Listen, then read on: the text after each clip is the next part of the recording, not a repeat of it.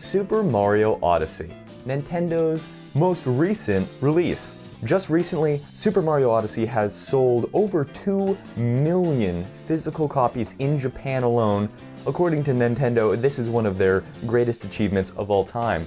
And I could go as far to say as this is the worst Nintendo game I've ever experienced in my life. Stay tuned, I'll explain why.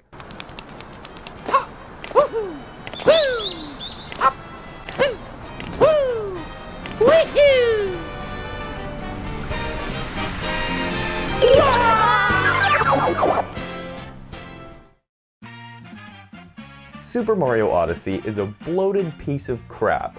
Literally the worst 600 hours I have ever logged in a game. Super Mario Odyssey starts with a cutscene of a boss battle. It looks like a pretty interesting fight, something you might actually want to experience. Luckily, we get to watch this cutscene and see Bowser kick our ass, even though we know that wouldn't happen. Yet again, Peach is captured by Bowser. Peach is going to marry that big bitch. That big bitch. Fuck Bowser. Bowser's got a hat, he throws it, it's no good. Mario loses his hat. Mario, in this game, Mario Jumpman Mario loses his iconic hat to be replaced with a squirt gun.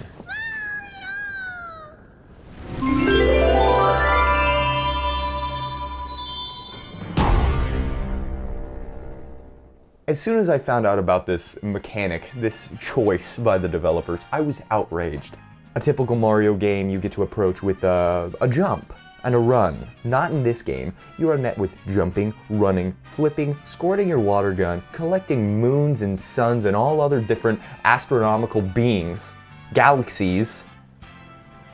Nintendo let us down with this one. Nintendo disappointed us more than ever imaginable. Luckily in Graffiti Simulator removal, we get to wash off Piranha Prance. Typically, most games you avoid Piranha Prance, but in this one, no, you're helping them out and cleaning them up. The entire premise of Odyssey is the world is paint. Everything is paint. You're made of paint particles, you leave paint trails as you walk around. Mario Paint Man Mario. Not the game I signed up for, not the game I was looking for.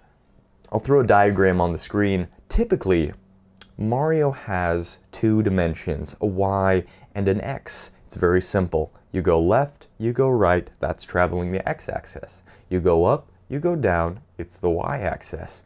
But for some reason, Mario has decided to go in a new direction, literally and figuratively. They are moving on the Z-axis. So now you can experience things such as falling off in 3 ways.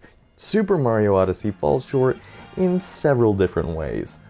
The graphics in this game are reminiscent of a 2001, maybe even 1998. They're not what we're looking for in the Switch. The Switch promised us stunning cutting-edge graphics, and we're met with unpolished, sharp polygons. Mario has approximately 3 jumps in his older games. He's had a spin jump, a regular jump, and a running jump. Now, in Mario Odyssey, we have a running jump, standing jump, spinning jump, backwards flip, a left step, side plank, back flip, pull up, spin, flip, dash, turn, spin, flip, and a kick. This is a lot to manage as each of these controls are assigned to a different button on the controller, on the GameCube controller, on the Switch, on the Switch. The fucking boat. Fuck this game just because of the boat. I was gonna give this game a 6 out of 10, but the boat brings it down to a 3. The boat brings it down to a fucking 3 because I've spent at least 2.5 hours on this goddamn boat. Alright, so that's Mario Odyssey for you. 3 out of 10. Could have been better. Leave your opinions down below. Buy it. Make a good decision. Okay, have a good one.